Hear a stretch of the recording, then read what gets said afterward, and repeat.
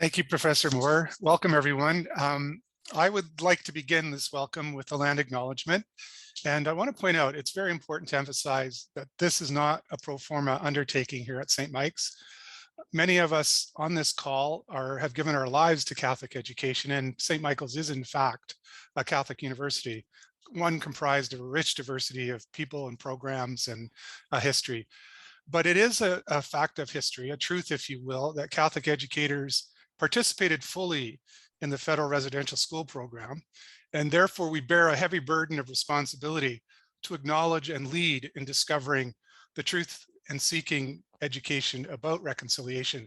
And this is a responsibility we gladly is not the right word, we take very seriously and we're committed to accept.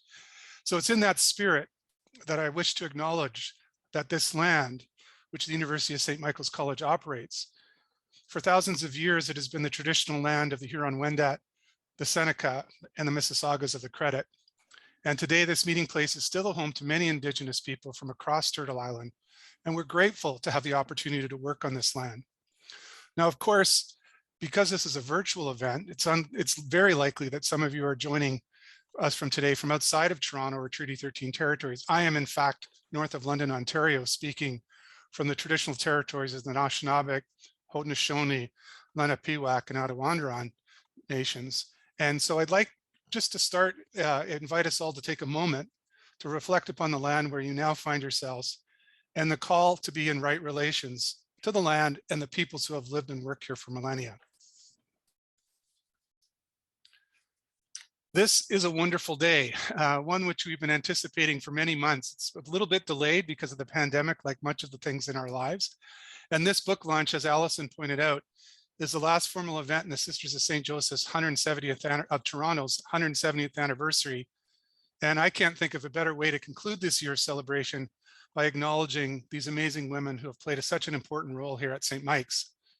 And I'm delighted, and I echo this as Professor Moore said, that you all have enjoyed this. We're up to 113, which is amazing. This is wonderful. I know there are Bazillion Fathers on the call, members of the Sisters of Loretto and their leadership team, and members from other sisters from other leadership teams. And I think I saw Margot Ritchie on the call and Sister Evan. It's nice to see you as well. And many, many former students here today who carry with them the charism of the sisters from their time here at St. Joe's, at Loretto College, and at St. Mike's. And on a personal note, if I can say, it's 38 years ago that I first stepped into the classroom in a high school in Vancouver. And of course, there was Sisters of St. Not of course, the Sisters of St. Joe's were there. And it was only when I came to St. Mike's that I realized that the Sisters of St. Joe's that helped staff and serve at St. Patrick's High School in Vancouver, the oldest Catholic high school in Vancouver, were actually the Sisters of St. Joe's of Toronto. So it's been nice to reconnect with some of them. So they, although I didn't attend St. Mike's, they helped shape my calling to education and at the high school level, but now at the university level as well. As you know, we're a family here on Clover Hill. And along with the Bazillion Fathers, the Sisters of Loretto, the Sisters of St. Joseph's for Toronto, these are the founding congregations of the University of St. Michael's College. They've helped shape this place through their leadership in the classroom, in the residence, and in administration, in the president's office, and across this campus for over a century and a half. But more than simply part of our personal and institutional histories, the sisters continue to be a part of our future. Over the last few months, St. Mike's has been consulting with both the Loretto sisters and the Sisters of St. Joe's of Toronto to explore and name what their contribution has been, but even more importantly, what it's going to be going forward. And so I'm really pleased that Brenda Sweeney and Catherine Elton and others who have helped to facilitate these very rich conversations with the leadership team of both congregations are here on the call today. So this is some ways part of that. It's an event which is part of a bigger ongoing effort to celebrate the sisters in higher education. Can you understand him? I can hear him. I'm okay.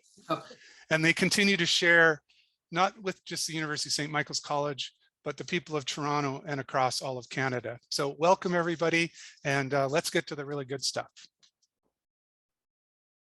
Oh, Sister Georgette is going to take up from me. Sister Georgette, as you know, is the congregational leader of the Sisters of St. Joe's of Toronto. So Sister, the floor is yours. Thank you, David. Thank you, David. And I also want to say welcome everyone. And it's great to know there are so many of you on this call and who really are very interested in what we're going to say today. So as David has said, I'm the congregational leader for the Sisters of St. Joseph of Toronto. And this afternoon is the book launch for our historical publication called 170 Years, as you can see here, of Service, a collection of essays on the history and mission of the Sisters of St. Joseph of Toronto.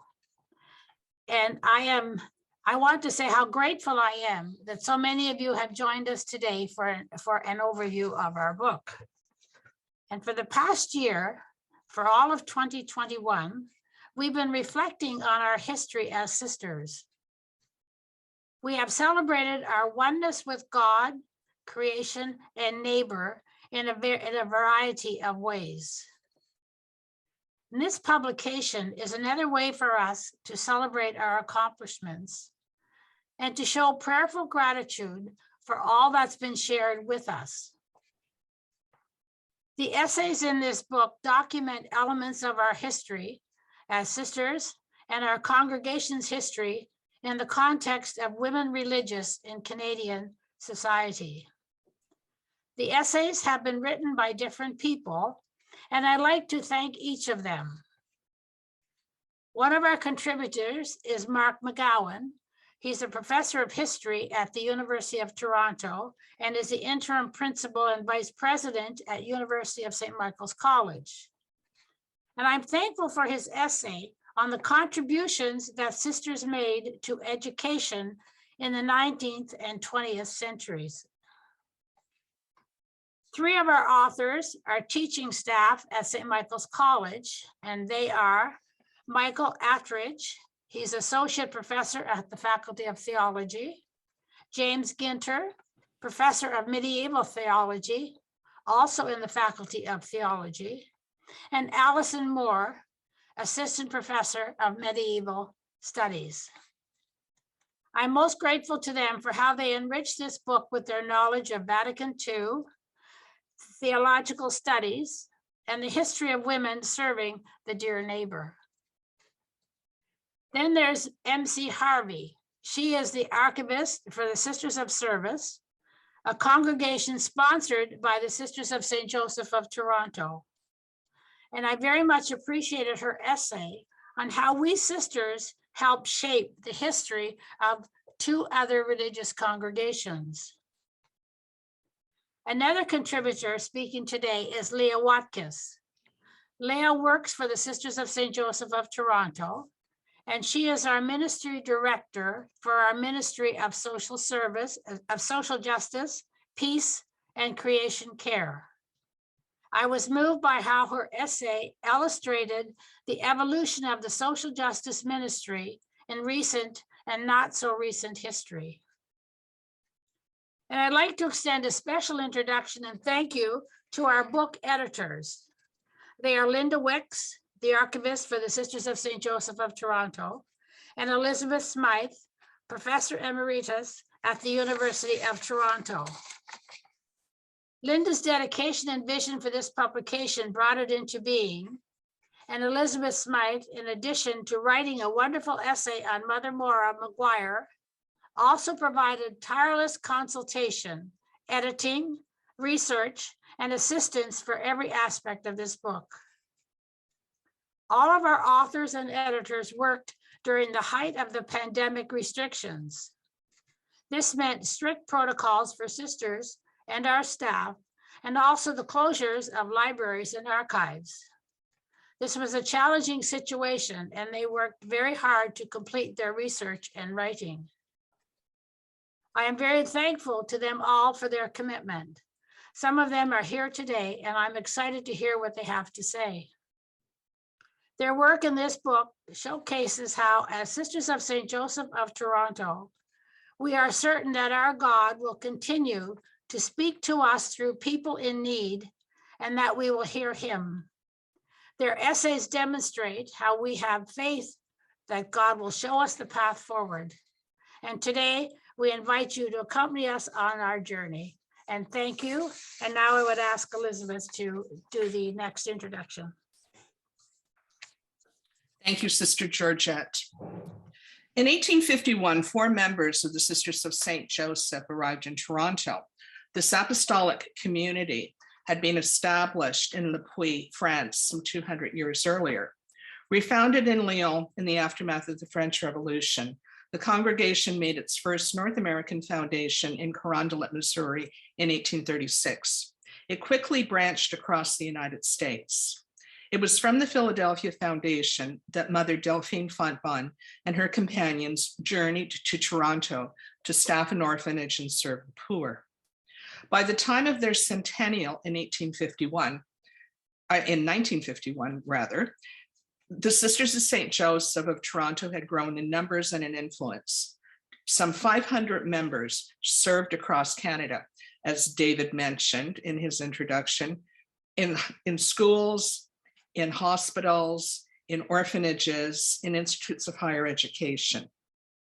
To celebrate the centennial, the congregation commissioned St. Mike's professor, Sister Mary Agnes Murphy, to write its history. For its sesquicentennial in 2001, the congregational archivist, Linda Wicks, undertook a significant oral history project, recording and transcribing interviews with over 150 sisters. From this rich collection of personal narratives, Wisdom Raises Her Voice was published. The volume that we're here to launch this afternoon celebrates the congregation's 170th anniversary. 7 authors, as Sister Georgette has described, historians, an archivist, a social justice practitioner, and theologians, have contributed original essays in which they analyze elements of the congregation's history and reflect upon its current activities. The essays were written with complete academic freedom, and the various contributors were given access to the relevant archival sources. The essays contain observations and opinions that are the authors alone. The 7 essays in the collection are discrete pieces of scholarship. They can be read independently of each other. They are arranged chronologically, tracing the foundations of the Sisters of St. Joseph from their biblical and medieval foremothers through the congregation's activities in the 19th, 20th, and 21st centuries. As one reads the essays, one can trace the metaphor that is on the book cover of weaving lace, an activity that was the economic heart that funded the charitable works of the first Sisters of St. Joseph in Le Puy. As Sister Georgette commented, the authors of the 7 essays undertook the research and writing under the pall of COVID-19. In a way, they were living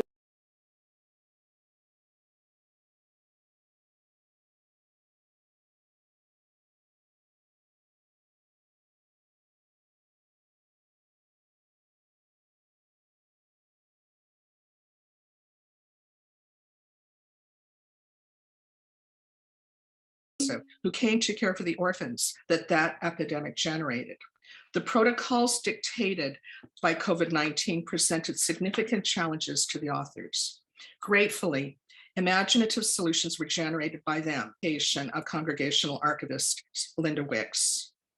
I welcome our first speaker, Alison More, assistant professor and the inaugural holder of the Comper Professorship in Medieval Studies at the University of St. Michael's College, to speak to her essay that draws the context and insights from her scholarship on the pre-modern history of women religious. Professor Moore.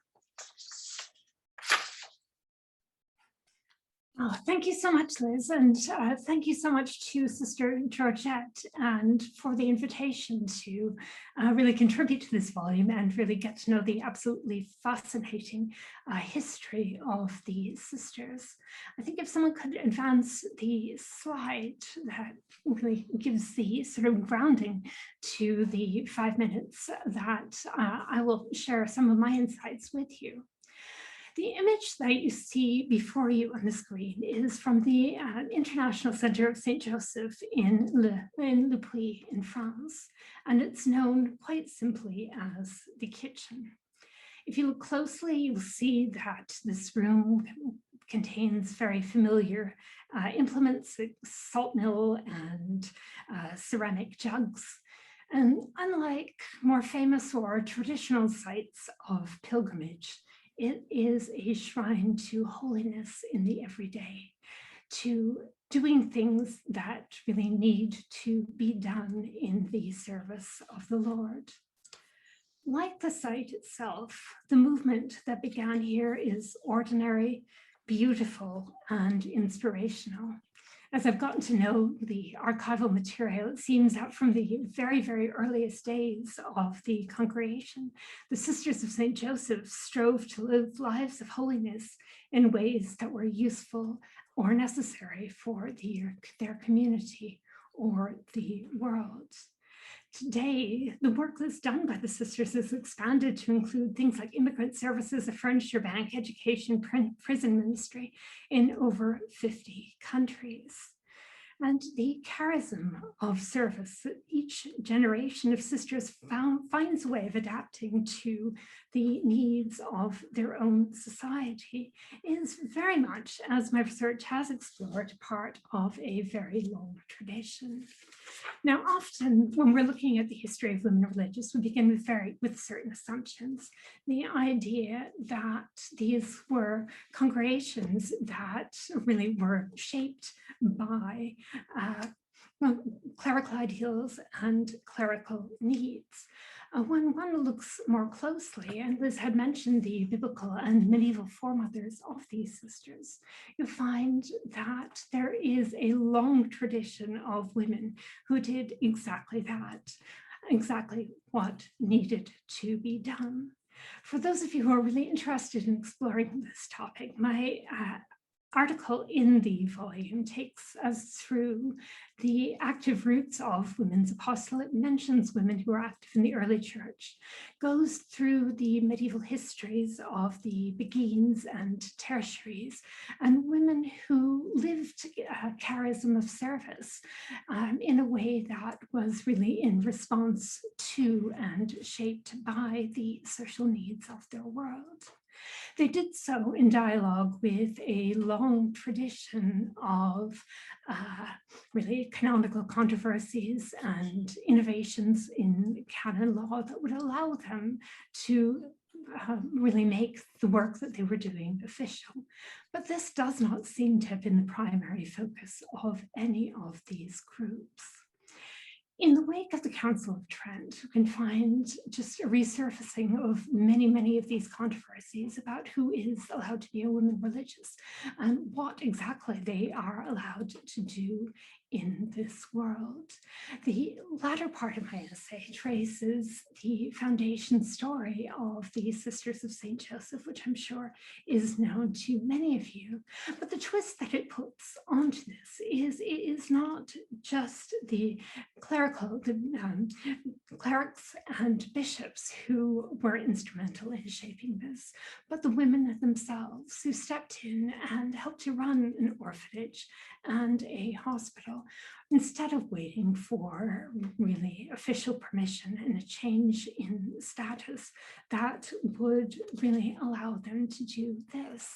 These women worked within and in response to their social reality and in partnership with those who would allow their way of life to be given authority in a way that's really allowed it to bloom and grow and to just become a very significant part of the church in the modern world in a way that perhaps was less true for some of their biblical or medieval foremothers. And if anyone is interested in the particulars, I would direct you towards my article. But for the moment, in interest of time, let's turn our attention to some of the just wonderful things the sisters have done in the modern world and in Toronto in particular. And with that in mind, I am going to turn you over to the next slide and my colleague, Mark McGowan, whose wonderful essay has looked at the sisters, the best possible influences, the Sisters of St. Joseph and the Catholic development of Catholic education in the Archdiocese of Toronto. Thanks, Allison. greatly appreciate the work that's gone into this book. And in preface to my remarks, I'd really like to thank Elizabeth Smythe and Linda Wicks for being agents in getting me and giving me the honor actually to write this chapter. There are so many qualified people that could have written this chapter better than I, but it really was a wonderful learning experience for me as well. I dedicated the chapter to two mentors and very good friends of the past, Sister Frida Watson, who was archivist for the Archdiocese of Toronto, who was a very, very, very close friend and fellow ally as we sort of tramped through the history of the Church in Canada, and Sister Veronica O'Reilly of the Peterborough Sisters and many other things, who was a mentor, a friend, one who worked diligently on preparing the ground for this history, I think. And as a kid from Ottawa, the Sisters of St. Joseph I knew were actually the Peterborough Sisters who taught me, for good or for ill, back in the dark ages of the Canadian Church. So that having been said, I think what this chapter, I mean, the enterprise that the sisters undertook when they arrived in 1851 and for the next 170 years is so enormous to fit into such a small chapter. But what I did was I subdivided the work of the sisters into what I thought were 5 very significant themes. And so when you go through the chapter, you notice the first theme I pick up is networking. And right from the very beginning, the way in which the sisters innovated and then moved very quickly with such a small number into other parts of the province, into houses that would eventually become independent of Toronto, but they built a network within the existing and then the future dioceses, whether it be Hamilton, London, Sault Ste. Marie, Pembroke, Peterborough, as I mentioned before, and eventually Thunder Bay.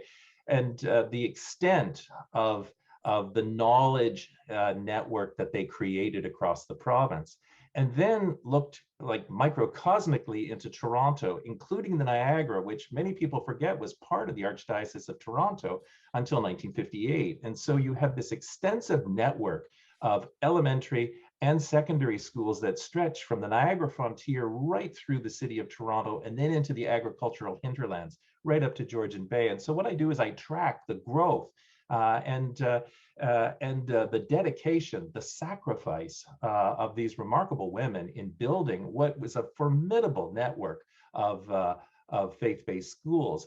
And then stretching that network onto the national scene, as David has alluded to British Columbia, to Saskatchewan and elsewhere, where there's a truly national presence of this religious order. And so once that canvas has been painted, what I try to do is take a look at the innovation in curriculum. 2 sections, one on curriculum itself and the way in which the Sisters of St. Joseph really push the boundaries of curriculum and the things you discover. And I thank Linda Wicks for delivering me 3 volumes of the Annals, which I read from cover to cover. And it was a great project. It just learning from the hands of the sisters themselves what they thought of this enterprise. And if you haven't read the Annals, I encourage everyone to pick up a volume, as particularly during Lent, as we do that kind of reflection. I mean, it's a wonderful series of stories that really give you a sense of how innovative this group was. First kindergarten class in Toronto, classes for the hearing impaired in Toronto, physical education. And the slide that I chose was not a typical slide. This is actually students at the college school doing Scottish country dancing. And I guess it's the Celt in me that I really wanted to pull out of this slide. But again, that kind of innovation, artistic creativity in the things that they were doing, international affairs seminars. When they had the opportunity to have use of local horses, they had an equestrian program. So far, as Elizabeth Smythe used to say, not mother's inferior by any stretch of the imagination, but always pushing those pedagogical boundaries.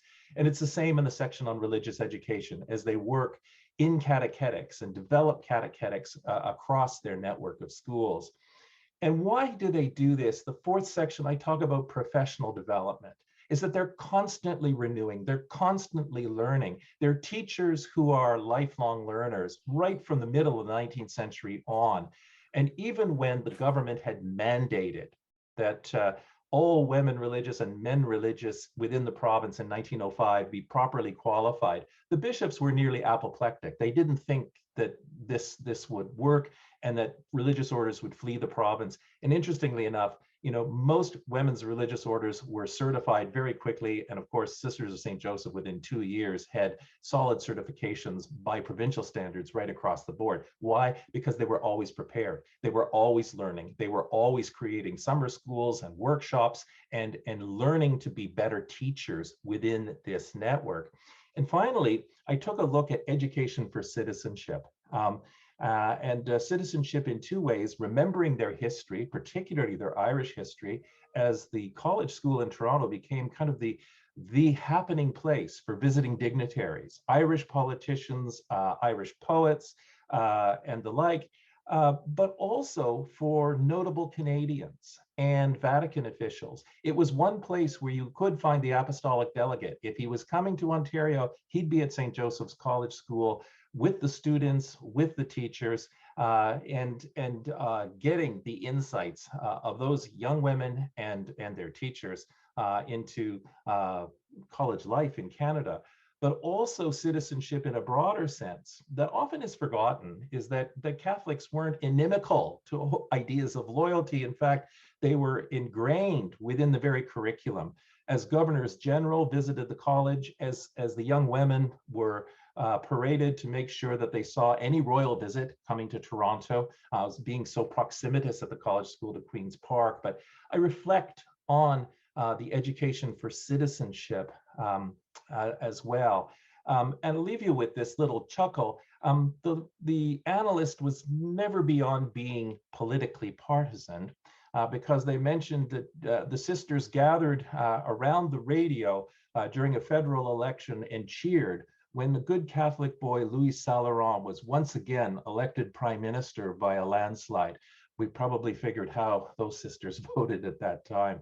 But within this network, I think you have all kinds of things happening that are now concisely summarized in one chapter. This is not the end of the story. I think my chapter is really the beginning of the story. And I hope that other students of education and of women religious can use this chapter as a building block for much greater studies, much more detailed studies. And everyone on the call, your homework is to get a hold of those annals and read them. You won't be disappointed. I'd like to now pass the baton to my colleague and friend, MC Havey, who's been an archivist for the Redemptorists, for the Sisters of Service, for others. And I know that she has some very good insights coming out of her chapter on the religious orders that owe so much to their work with the Sisters of St. Joseph. MC.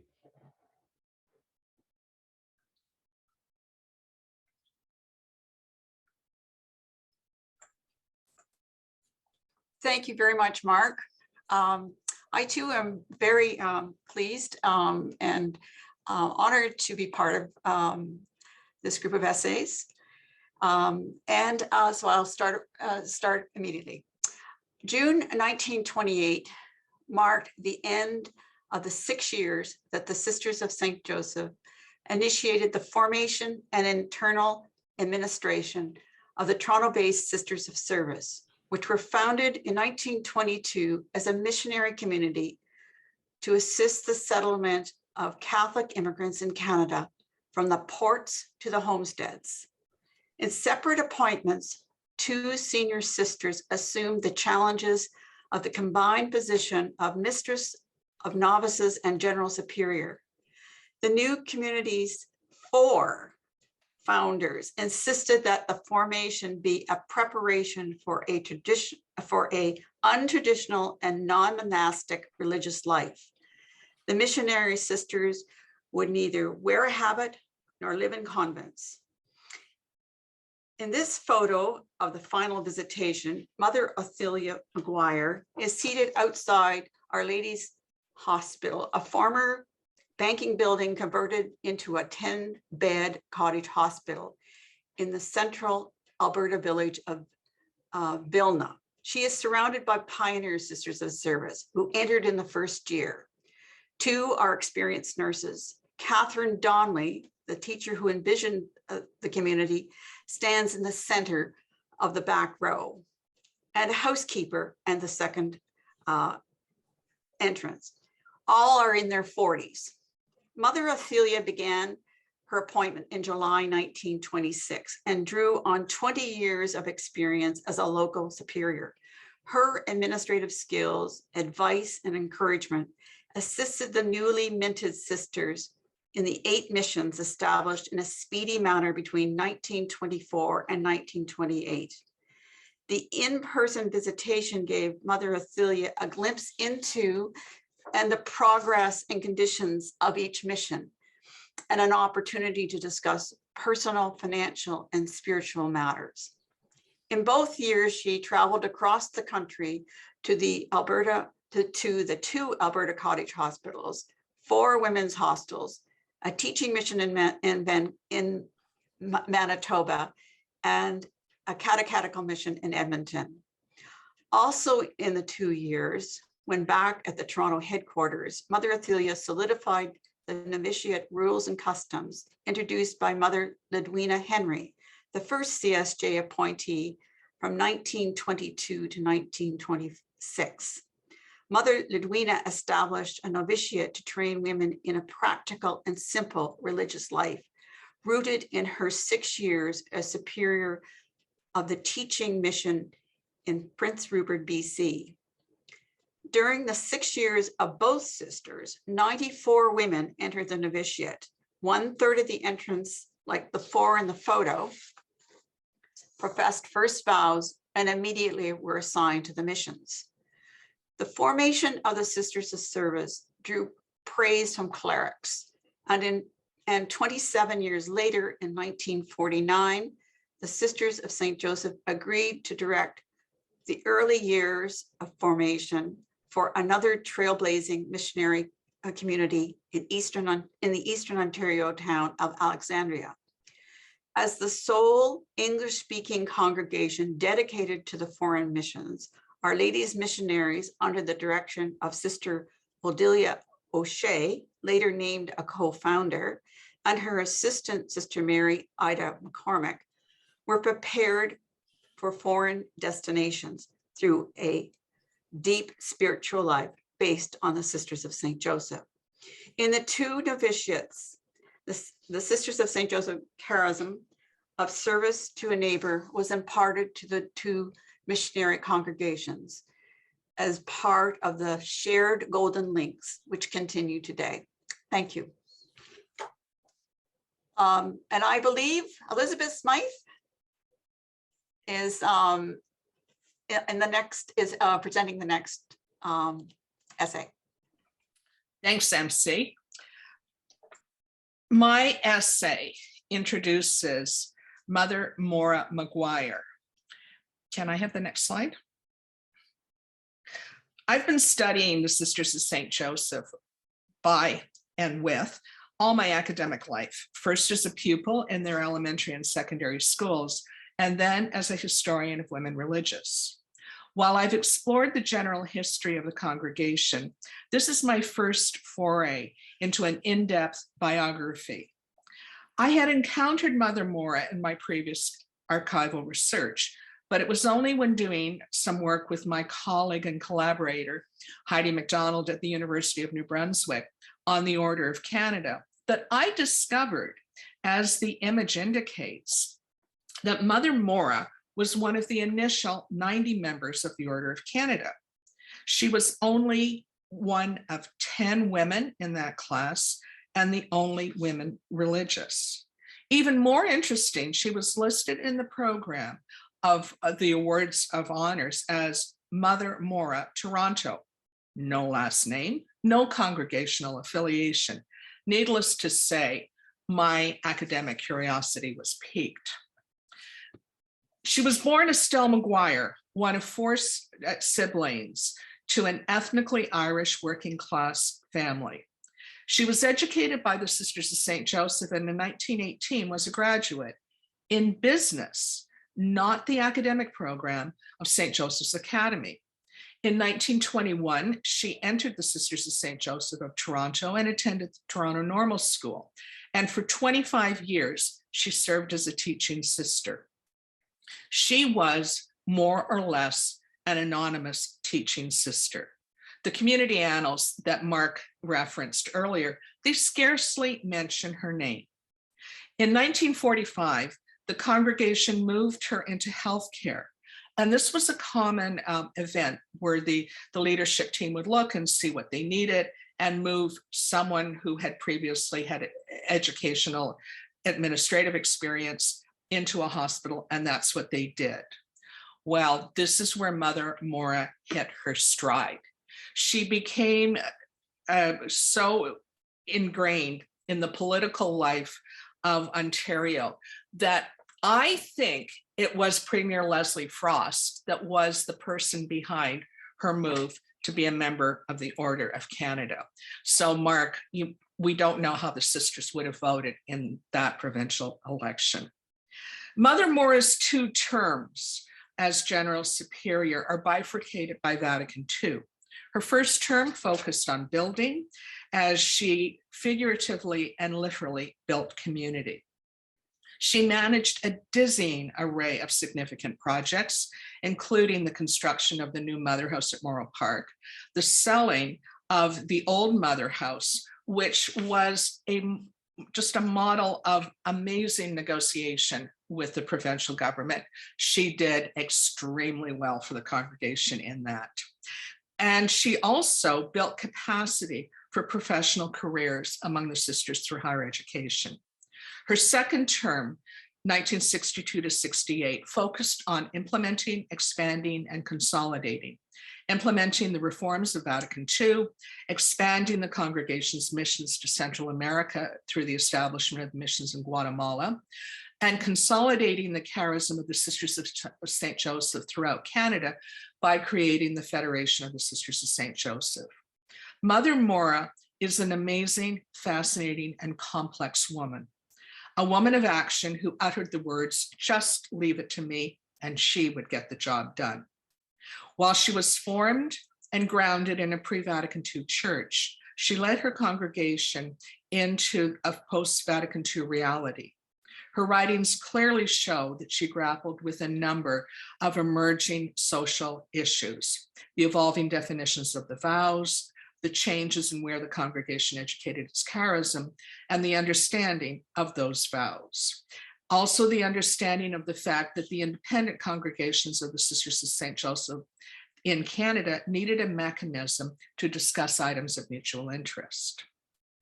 Mother Moore understood the importance of engaging with the media and of balancing private and public work, of collaborating with local, provincial, and federal governments, and of balancing the congregation's identity with that of the church.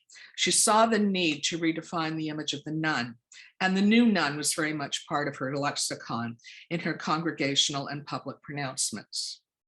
When she was awarded the Order of Canada, Mother Moore was specifically recognized for her work in healthcare, not as a healthcare provider. And yet she viewed this honor not as a personal one. She saw herself as representative of the generations of women religious who gave service to the people of Canada. These actions definitely are reflected by Sister Irene MacDonald, the author of the Centenary History of St. Michael's Hospital, who summed up Mother Moore thus: although Mother Moore was never personally showy, she was widely known as a woman of courage, integrity, justice, and foresight.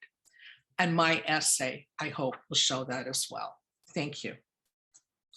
Our next author, Professor Michael Attridge, is on sabbatical, and he has asked me to deliver his remarks on the Second Vatican Council and how the Sisters of St. Joseph received them. Of all the groups within the church affected by the reforms of Vatican II, none were more impacted as directly and profoundly as those in religious life. As Sister Margaret Brennan, Sister Servants of the Immaculate Heart of Mary, wrote 20 years after the end of Vatican II, quote, "No other group of persons in the church took more seriously the mandate of the council and have courageously implemented its principles. No other group has experienced its effect more dramatically," unquote. This is especially important given the fact that the 2,500 bishops who led the council through 4 sessions, as well as the hundreds of theological advisors and scores of invited ecumenical observers, were all men. In the 3rd and 4th sessions, Pope Paul VI invited 23 women auditors to attend, which was the first time in the history that women were invited to an ecumenical council. Nevertheless, as Sister Carmel McElroy points out, they were largely seen and not heard. Her book, by the way, is called Guests in Their Own House. Therefore, the decision that impacted women religious in the final text of the council were made without the presence of their voices. This essay examines how the Sisters of St. Joseph received the teachings of Vatican II and set in motion a process through their congregational renewal. In its decree on the adaptation and renewal of religious life, Perfecte Caritatis, Vatican II required all religious communities to renew themselves in light of the sources of Christianity and the original spirit of their founders, while simultaneously adapting themselves to the changing conditions of the time. Perfecte Caritatis thus provided a high level of specificity and directions to a particular group of members, and perhaps more so than any other. It is therefore appropriate in examining how the renewal and adaptation affected the Sisters of St. Joseph by looking at what happened under 2 superiors. Vatican II offered religious communities the opportunities for greater freedoms. Vatican II's broad ecclesial changes meant greater autonomy and self-determination. The council had decentralized the church and changing the nature of the relationship from vertical to unidirectional. Perfecte Caritatis gave communities, chapters, and superiors authority to make their own decisions. Along these lines, in 1969, the Sisters of St. Joseph decided that the superiors and sisters should be given power to make decisions that impacted on them without having to appeal to higher bodies. There would be a balance of authority between the leadership and the sisters in the exercise of obedience. And a committee would be established representative of those various ministries to study collegiality in their governance. In addition to allowing the communities to claim for themselves the values of human dignity, freedom, and well-being in community, all of which are values rooted in the Gospels, it allowed them to experiment with new styles of life and new forms of the apostolate. They were able to break out of the strictures of a life determined by canon law and freely and creatively rediscover how best to serve the world. Whether or not these changes on balance have been beneficial to them is a determination best left to the members of the Sisters of St. Joseph themselves. However, I can say, based on my own personal experience, that for many of us, their lives and their ministries have been a blessing. I now invite medieval scholar and Professor Jim Ginther, the former holder of the Sisters of St. Joseph Chair in Systematic Theology at the University of St. Michael's College, to present his essay. Jim? Thank you, Liz. It's been a pleasure to listen to my colleagues as they have talked about their contribution. I was very honored to be invited to be part of this collection of essays. And I really struggled with how to make a good contribution here. As an historian, my first instinct was to try and write the history of the endowed chair of the Sisters of St. Joseph of Toronto. But it's only been around for 15 years, and as a medievalist who usually works in centuries, this was a little too more focused and too granular for me. And so I was challenged to think about, my time as a theological educator and a leader in theological education. That's just the product of this was the essay. I have to say, for the 5.5 years that I actually had the privilege of holding the chair, one of the highlights of my year, of each year was visiting with the Sisters of St. Joseph, either with the leadership team or with the community at O'Connor. I really enjoyed the time reporting on what I had done as a holder of the chair. But what I enjoyed the most was the one-to-one interactions afterwards, where I would sit with some of the sisters and they would challenge me to think about things in ways that perhaps I had never thought before. And in fact, if you read the essay, you will discover that they were part of a conversion that I experienced in the process. And I'll leave you to read the essay to find out what that conversion is. But I was incredibly grateful personally, but it also had an impact on my scholarship. I wanted then to use the essay to reflect on the future of theological education, because many are coming to the conclusion that it may not have one. In fact, it was an essay, an article that came out, I think reported initially in the Global News, about the future of Christianity in general, if not religion in general, within this country, and it's on a precipice as well. And so I thought maybe I could think about how we need to approach the future, and think about that through the lens of the endowed chair itself in terms of those who held it. I would not make a claim that this is the absolute solution to our challenges for the future of theological education, but simply as a thought experiment, with the conviction that if we simply do nothing or we simply retain what we have, we will certainly fail. And so we need to think very creatively about how to respond to the role and the leadership we need to provide as theological educators. And so reflecting on the history of the chair in terms of its holders, the paper basically suggests that we can think about theological education in terms of 3 coordinates.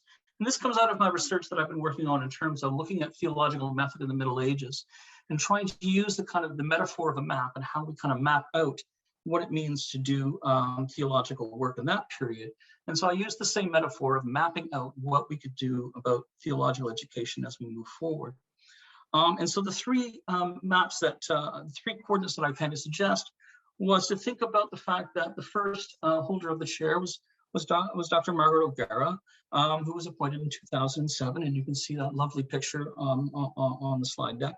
And as a very world-renowned ecumenical theologian. And so I began to suggest, I've suggested that the future of theological education has to take the notion of ecumenical theology, approaching our theological questions in kind of this broad, longitudinal kind of way. In some ways, the Sisters of St. Joseph at St. Mike's have certainly contributed to this. As St. Mike's is one of the founding members of the Toronto School of Theology, and the recognition that there's a richness in that theological discourse, that while still being committed to the theological tradition of the Catholic Church, that there's much to learn and much to gain from engagement from others outside that tradition, who share the same commitment to good theological education. The second coordinate that I have suggested is a little bit, and I modestly suggest this, is that it's more the latitude of historical theology. And often we think about historical theology as a subset or as a minor or an outlier to the theological education that we are committed to in terms of primarily forming people for ministry and service. But I think it's important. I remember one leading patristic historian once said, one of the saddest things is to watch somebody who's lost their mind because of dementia. And a church that forgets its own history in some ways becomes the same way. And so to think about where we came from is an important component of how we educate. It also provides in some ways to think about historical theology as kind of a laboratory to explore a specific issue and how it was embraced, how it interacted with the certain cultural context. There's a way of thinking about what the nature of that theological work is and how we can think about how we educate our students as we move forward. Historical theology in some ways provides a sense of what it means to think about the other person, someone who's completely separate from us, the other, and their alterity is a way of also thinking about how we embrace those within the contemporary period who may not share all the cultural values and religious values that we have. I held the endowed chair up until 2021 for 5.5 years, and I was thrilled to death to release it because it was going to be given to Dr. Hilda Koster, who had come to the Faculty of Theology at St. Mike's just a year before. Dr. Koster is an ecological theologian committed to thinking about how we educate theologically in relation to the challenges of our Anthropocene period and what we do in terms of care of the land and care for one another. And so to think about, ecumenical theology as kind of the longitudinal coordinate, historical theology as a latitudinal coordinate, we can think about ecological theology as the altitude or the theological height that we have to embrace. To think about how we embrace the tradition that sometimes seem to be somewhat negative towards the treatment of the earth and our care for it, but also has ways of making us think about our relationship between human needs, caring for one another, and care for the world as well. The essay ends by looking at how we can take those three coordinates and apply it to the challenge of responding to the Truth and Reconciliation Commission. In some ways, this picks up on the notion of the sisters in terms of their commitment to social justice, that to be a theological educator is not to think rigorously and scholarly, but also to think about how that begins to apply to how we care for one another. And so I make some suggestions in terms of how we can think about it ecumenically, historically, and ecologically as we respond to the challenges that were mentioned at the very beginning by David Sylvester. I just wanted to just to end very briefly by thanking the sisters for the privilege of holding this chair. I want to thank them because in some ways, my holding the chair was not probably what they initially had envisioned in terms of how they talked about the chair.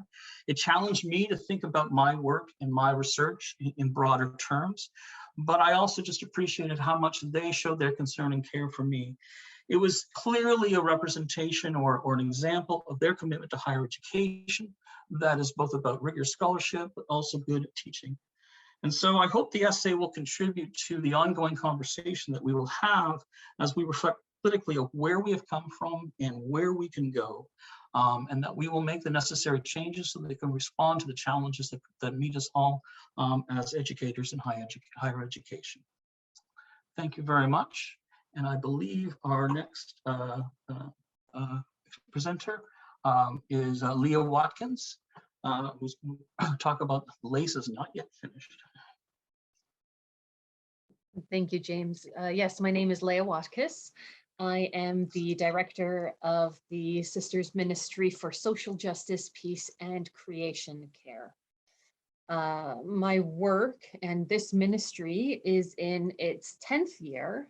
But in the book, I trace the history of how the congregation has come to the point where we have this concerted congregational ministry for social justice today. Because social justice has always been at the heart of the sisters' work.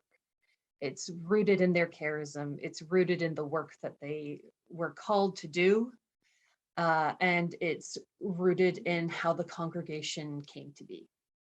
So I talk a bit about that history and the evolution of the concepts of social justice and caring for the dear neighbor in the early part of my essay. I was hired because the sisters wanted to ensure that this work continued as a focus for the congregation, even as they found themselves less able to take on the kind of frontline service roles that they had filled in the past. A big part of what I try to explain in my chapter of the book is that it's not just what the sisters have done for social justice, it's how they have done that work that I think makes them exceptional, and the work that they do exceptional. So if we switch slides, we'll see a project that I worked on a number of years ago called the Gift Box. So you can see their UN gift that stands for the United Nations Global Initiative to Fight Trafficking. The United Nations defines human trafficking as the recruitment, transportation, transfer, harboring, or receipt of people through force, fraud, or deception with the aim of exploiting them for profit. This can include forced labor, sexual exploitation, domestic servitude, forced marriage, forced begging, and the removal of organs. So what does that actually look like? Well, here in Canada, we have many migrant workers who come to Canada legally through the temporary foreign worker program. But the way that that program is set up and the restrictions that are placed on the workers make them targets for exploitation. So I'll give you an example of a story. The name has changed, but the story of a man who was exploited here in Ontario. John, who was working as a cook in the Caribbean when a man offered him a cooking job in an upscale restaurant in Ontario for a much higher salary. Delighted, John took the job. He obtained a valid temporary foreign worker permit, which, in keeping with Canada's immigration programs, stated clearly that John could work for only this employer in his upscale restaurant. Upon his arrival, John's dreams started to unravel. His living conditions were deplorable, and he was forced to work a second job at another restaurant owned by his employer's friend. In total, he was working 6 days a week for 10 to 12 hours a day. At the end of the month, he was paid only $500. His employer said that money was removed for rent and other bills, and he would also have to pay $20 per week for transportation to and from the restaurants. John knew that he was being exploited, but he was trapped. His employer had confiscated his passport, closely monitored John's movements, and warned John that any attempt to escape would lead to his arrest and deportation, as John was violating the terms of his visa. After some time, John and his coworkers called the police to ask for help. The police referred them to an agency to help connect them with supportive services and did successfully get them out of that situation. So that is an example of what human trafficking is and how it happens right here in Canada. A lot of people don't know these kinds of stories. They don't know that this is happening. They hear the word human trafficking and they think of only sexual exploitation, and they think of it only happening overseas. So when we as a ministry decided to look at human trafficking, because it was an issue that was at the forefront of many sisters' minds, we went beyond that narrative. We went beyond that very superficial level that a lot of other folks, and especially and organizations, were engaging with this issue. Law enforcement, generally speaking, engages in this issue strictly as sexual exploitation. The immigration process, there's so many barriers that workers face. And so we recognized that those stories were getting a lot more attention, and that these kinds of stories were not. These kinds of stories were not being told and people were not aware of them. So because that's what the Sisters of St. Joseph do, the sisters said, those are the people who most need to be represented right now. Those are the people who most need to be served. So we collaborated with an organization, an international organization called Stop the Traffic, who'd worked with UN Gift to develop the concept of the gift box. So you can see this is a picture of the gift box. The gift box is a large decorated walk-in piece of art that introduces people to the issues of human trafficking. It's a 6-foot square box, symbolizes the way in which traffickers entice their victims with false promises. So the outside of the box promises gifts of a brighter new life. So you can see that there are tags on the box. This one here in the front says unwrap the truth, but the others said, you know, earn lots of money and see the world. Come with me and we'll live happily ever after. So people are walking past, they see this big box, they see these bright, wonderful promises, and then we would invite people to unwrap the truth. And when they went inside the box, they read John's story, they read other stories of people who were being exploited here in Canada. And we recruited hundreds of volunteers. We collected, we had over 1,200 visitors from over 50 countries. We collected over 4,000 signatures on our petition to the provincial government. We had 124 volunteers, support from 15 different religious congregations and communities, and in-kind donations of over $30,000. Now, the human trafficking, anti-human trafficking field is very, very polarized, and there's a lot of conflict that happens. I've been to many conferences and workshops and roundtables where folks get into quite vocal arguments with each other, and the conversation devolves. So again, it's not just what Sisters of St. Joseph do, it's how they do it. We had a consultation process where we consulted with, dominant groups and the dominant narrative to learn from them, but we also went out and we listened to migrant worker groups, we listened to sex worker groups, we listened to the Canadian Council of Refugees, and we put a different spin and a focus on this box that had not happened with this project anywhere else in the world where it was run. So to be able to bring all of those different people from all across the spectrum together to support this project was a huge testament to the way that the Sisters of St. Joseph work and the way that they try to reconcile and bring people into oneness. And I go on in the chapter to describe other projects and other ways that this fundamentally different approach to doing justice work has informed our work and has informed the work of our partners. So I'll leave it at that. You can read more in the chapter. I'll hand the floor over now to the archivist of the Sisters of St. Joseph of Toronto and editor of this book, Leah Watkiss. Thank you, Leah, and thank you to all our presenting authors. This has been wonderful. Excuse me. Right now, I'd like to invite our guests, our Zoom participants, to continue this conversation by asking any questions relating to the essay topics for this publication. Please use the raised hand button or type your question into the chat box. I will first try to address the questions and comments in the following order. First, from the individuals using the raised hand button. So when I call out your name, please unmute yourself so that you can ask your question, and then click the mute button again so that there is no noise distraction for the respondent. The chat box questions will follow. And if there is time, I will reference some of the questions on the registration list. So we are at, I think, 8 minutes after 3 p.m. We were thinking of wrapping things up with closing remarks from Sister Marianne McCarthy at around 3:15. So if there is any, if I can see if there are any questions or any comments, that would be wonderful.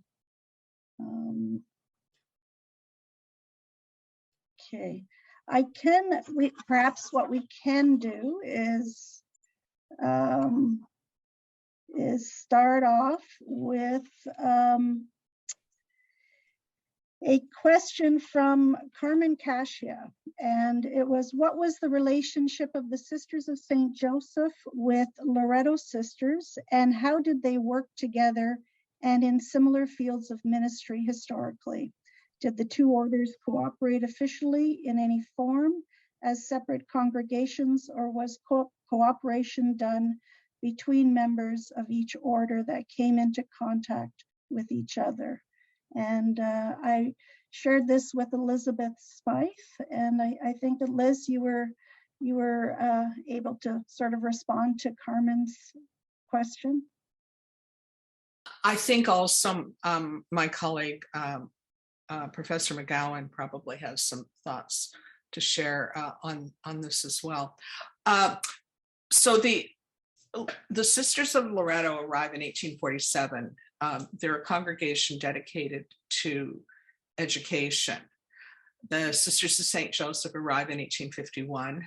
Their initial mandate is social service, and in Toronto they broadened into education. So from the beginning, the two congregations are working in the same fields. They are both attempting to serve not only the Catholic population of Toronto, but the broader population of Toronto. And when you read through the annals, as Professor McGowan has suggested that you do, there are a couple of things that spring to mind almost immediately, and I'll use Mother Moore as a specific example. There are familial connections between the two orders. Mother Mora's aunt was a teaching sister of Loretto. There is one point at which the superiors of both congregations, Loretto and St. Joseph, are blood sisters. So there are many personal connections. There are also, I think, a lot of quite fun commentaries in both of the annals about friendly competition of the Sisters of St. Joseph versus the Ladies of Loretto. And at one point you have the Sister Superior of Loretto of St. Joseph signing herself as the Lady Superior of St. Joseph's. So there are there is friendly competition, but boy, when they get together, when you take a look at things that are going on at the University of Toronto, and when the Sisters of Loretto and the Sisters of St. Joseph get together, they're a formidable force in the way that they work. They're in terms of their spirituality, and Carmen, you've written about this yourself, they're both Jesuit oriented in their, from Mary Ward's plea about founding the Jesuitesses to Father Madai, who was a Jesuit and one of the founders with the women of the original Sisters of St. Joseph.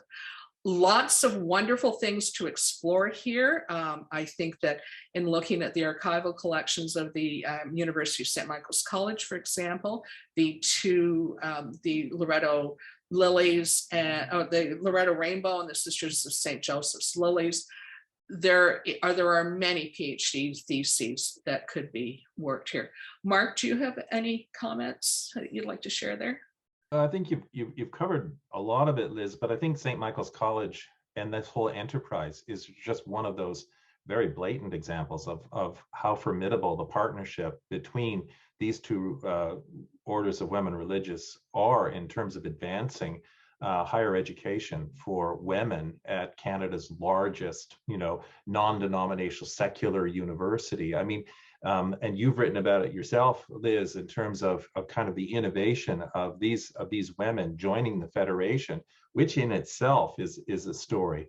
And with the Basilian Fathers, these three religious orders pushing something that really becomes, how should we say, a model for the rest of the country as to how do Catholic colleges survive within the context of political pressures, economic pressures, financial. And here in Toronto, this experiment, this federation really sets the model for the rest of the country in many ways.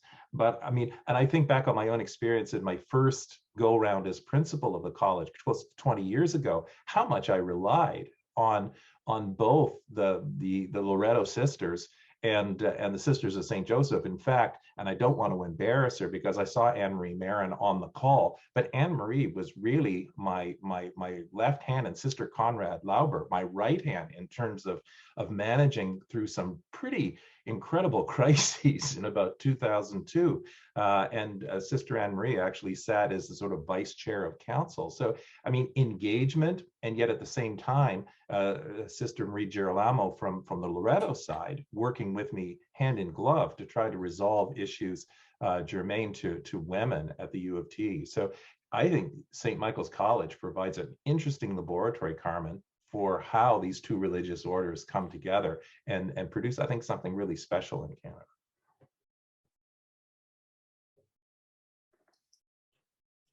That's great. Thank you very much, Mark. And I think, Leah, would you like to sort of just add a few words, not too much, with the Mary Ward Center? Yeah. Thanks, Linda. Yeah, I'll keep it very brief. I do talk about it in the chapter that at the same time that as I was hired for the Sisters of St. Joseph, the Loretto sisters hired a director for what is called the Mary Ward Center, which is a space, and they're focused on doing education for social justice work. So we have had a lot of opportunities for some very fruitful collaboration with them. They were a big part of our gift box project. Thank you. It is 3:15 now, and it's been wonderful. The time has gone by so quickly. I'd like to call on Sister Marianne McCarthy just to sort of close up our book launch event. Sister Marianne. Thank you, Linda. So as we come to the conclusion of this truly wonderful event, I want to thank each of you for being part of this celebration.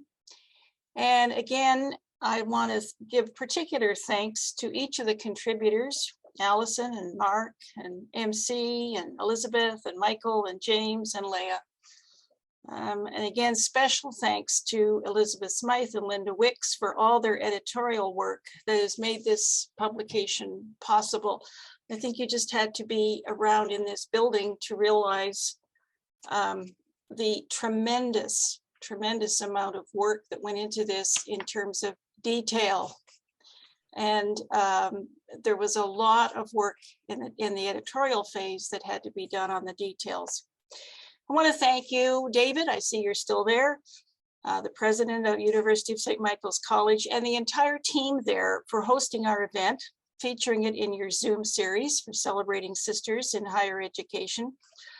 David, you have demonstrated in your years as president a profound respect and love for the role of the three founding religious congregations and the role they've played in the history of St. Michael's. As well, I'd like to acknowledge the role, where's Allison, that Allison Moore has played in her desire to celebrate sisters. I remember, I don't know when it was, Allison, 2 or 3, 4 years ago now, and we were going to have this big symposium at St. Michael's, and we were bringing people from all over the world, and Elizabeth was part of the committee as well. And we didn't really get any farther than the brainstorming because then the COVID struck. But you have not put the baton down. You keep advocating for this. So thank you for that. And I also want to thank Ibrahim Ing, Vicki McNally at the CSJ end for all their assistance in getting our sisters connected to this Zoom call. We're getting quite good at it now. But we still need lots of help.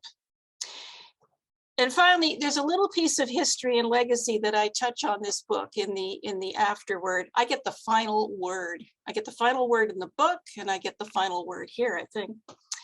We don't have a lot of written materials from our Toronto foundress, Mother Delphine, who came to Toronto in 1851 with those 3 other sisters during a severe typhus epidemic. But in one letter, we do get a little glimpse of her. In January 1856, she wrote a personal letter to her blood sister in which she recounts that her eyes have been troubling her and that many of the sisters had been ill. Because of this, she'd had to take on a larger role with only young sisters around. I find that a little ironic that she only had young sisters around. She wrote about how she prayed to God to deliver everyone from this sickness, from her difficulties, and from her uncertainties. 3 weeks after she wrote the letter, she died. She had spent the night with a woman in one of the poorer neighborhoods of Toronto and become infected herself. She died on February the 7th, 1856, at the age of 42. And she never saw her work completed, especially the building of the House of Providence, which is now Providence Healthcare. And this is my favorite, very favorite quote. Some of you who know me will have heard me give this quote before. Donald Jones, noted Toronto historian, said of her, and I quote, "Though her name is largely forgotten, the work she began in this city is now part of the story of Canada," unquote. So what she started through her dedication and commitment, its growth, everything has changed and it's been renewed, but it's still here in 2022. And it's still here in the stories that you heard today. And we owe a special, I think, debt of gratitude to each one of our contributors to the history and mission of the Sisters of St. Joseph of Toronto. It's in the dear neighbors that we've served throughout our history, and the schools and the hospitals and the programs that we built and have left for others to carry on. It's in the work that we'll continue to do with welcoming new neighbors in vocations and in social justice and creation care. We're not finished. And I find that a bit of a comfort and a joy, knowing that our journey with hearing God in the voices of people in need, that's a journey that truly doesn't end. So thank you to each one of you and for participating today, the contributors, all who signed on. And Linda, do you have any final words that you need to say? Or do we sign out now? Anyone interested in more information about the book, it can be found on the website for the Sisters of St. Joseph. So you'll find that link. It will be a pre-order mailing list. So the book should be ready by sometime soon. So there is a paper shortage out there due to COVID. So we're working closely, and it will be ready by the end of the month with a little bit of prayer. So thank you very much, everyone. And thank you, Sister Marianne, for your closing remarks.